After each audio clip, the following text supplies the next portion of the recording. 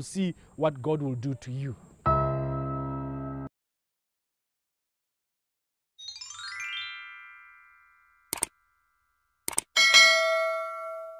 Tips. 7 tips for a successful goat farming business. You are going to enjoy it. It's a beautiful topic and I'm gonna do justice to it.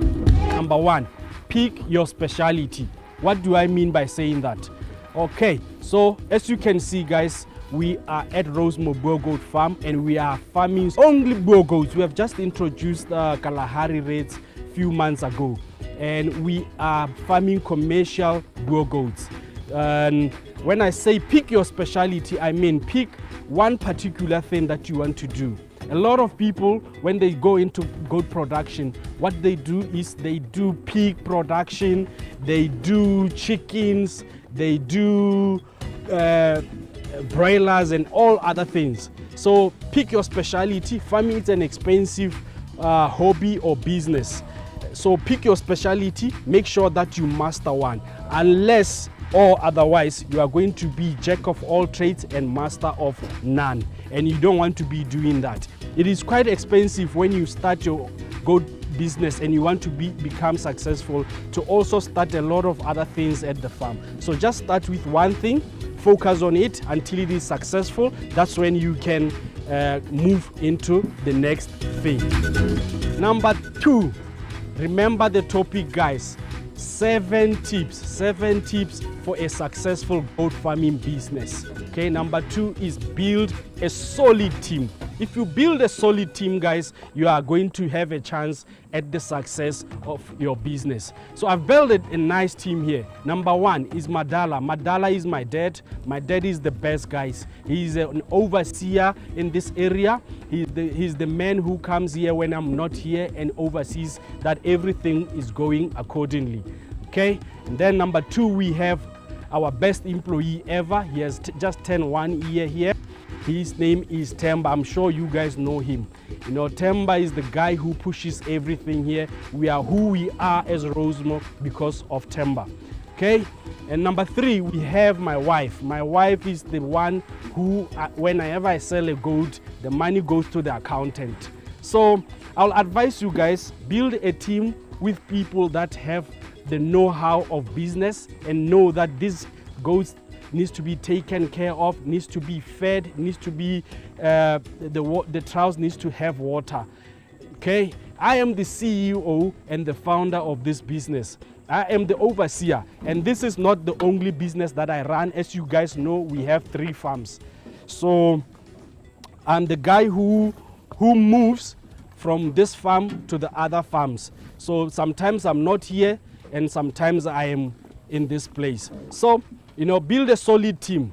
Okay, a lot of people that are starting goat farming and they want to become successful, they always 3,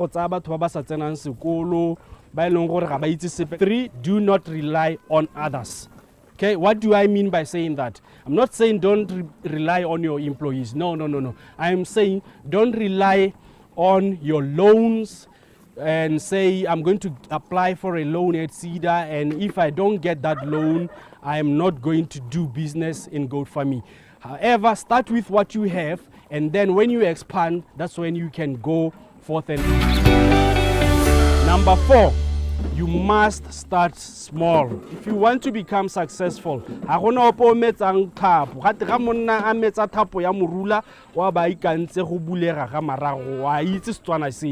so, you know, in short, I'm saying start small and build big. Everybody, even me, I'm dreaming big.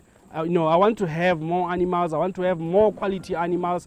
I want to sell more animals in a year, and I want to become successful in goat farming. But in order for me to become super successful in goat farming, I must start small. I must learn with little animals. We have started with Tswana animals at Rosemore Boer Goat Farm, and I'm not successful. You know, there are a lot of people and a lot of farmers around me, like Bushra Start. I love those guys, like Toyota Kajova Quality Breeders, Chandiba. A lot of farmers are super successful. I'm learning from them. I'm not yet successful, but I've seen the way.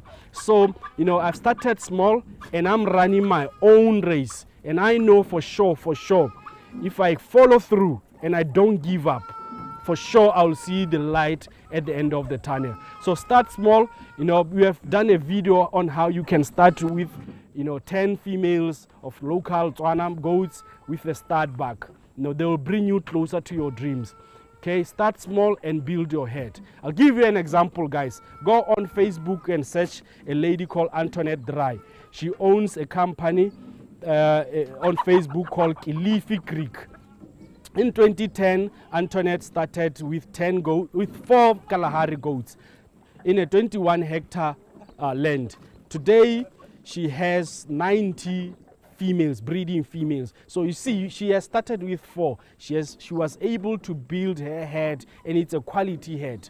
So a lot of people, when they come here, they see that you possess 186 goats from all your farms. They think you have just started yesterday. It has taken a lot of time, guys, and it's not easy. It is quite costly. You know, you have to pay Badisa in all of them. But when you start small, you can easily scale. Don't start there. Start here and build going up. Because when you start here, it is easier to go there. Number 5 is focus on efficiency. What do I mean by saying that?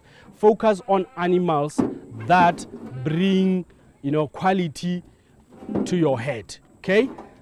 Focus also on animals that the females that, you know, breed 2, 3, and 4, as well as 5. They will take you faster to your dreams, even though they require a lot of attention and a lot of feeding and a lot of medication and all the kids. But you know, the animals that gives you triplets and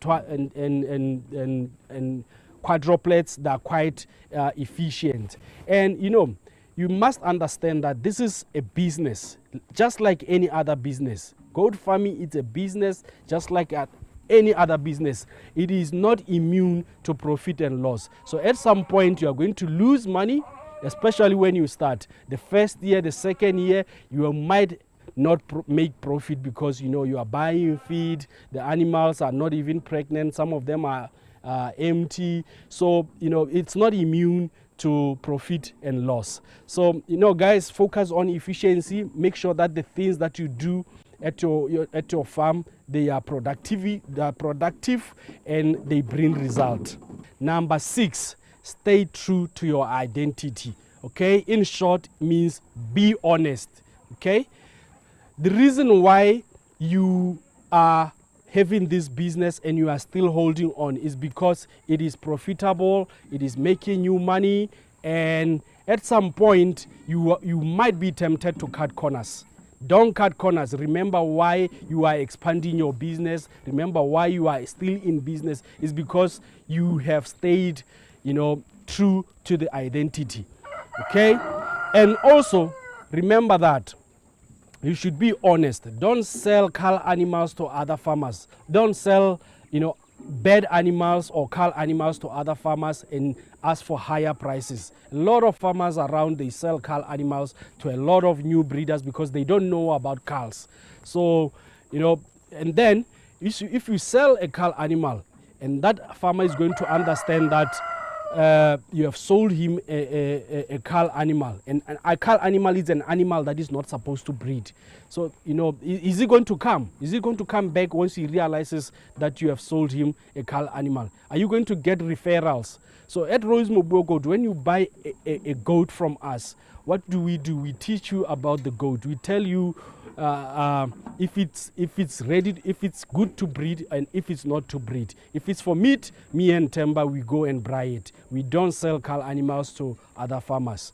So be realistic, be true, and never lose your identity. And remember why you started your farming. You know, if you are not honest, it's going to catch up with you. It's going to catch up with you, and very soon you are going to be out of business. So in order for you to be successful in the long run of this goat farming, be honest and stay true to yourself and to who you are. I'm honest. I'm always telling people, you know, we are exporting one of these bags, that bag, to Zimbabwe next month. So when we are exporting it, I told the guy that buys this bag, I said, You know, this buck, it has everything that is very nice. The head, the horns are super awesome, but it lacks meat in the hindquarters. That is why we are pricing it at that price. But looking at your goat, this goat can do well for you, but the next buck that you are going to buy, you need to buy a buck with nice hindquarters. All right, so be true, be honest. You will see what God will do to you. The last point, number 7, okay? Make sure you reward your team members. Make sure you reward your workers. Okay, at Rosemont Goat Farm, sometimes I buy a lot of airtime for Temba and Madala, as well as I buy a lot of food. And sometimes out of the blues, Temba can call me and say, "Hey, Chief, can you buy me flying fish or anything?" I say, "I don't buy alcohol for you, but I always bring something for him." And make sure that you also give them commission, give them extra $100 if they have done something really, really well.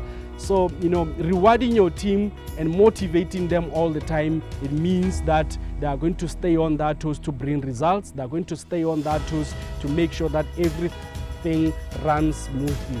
So, you know, and also don't be a bossy boss. Don't be a boss that is always in a bad mood.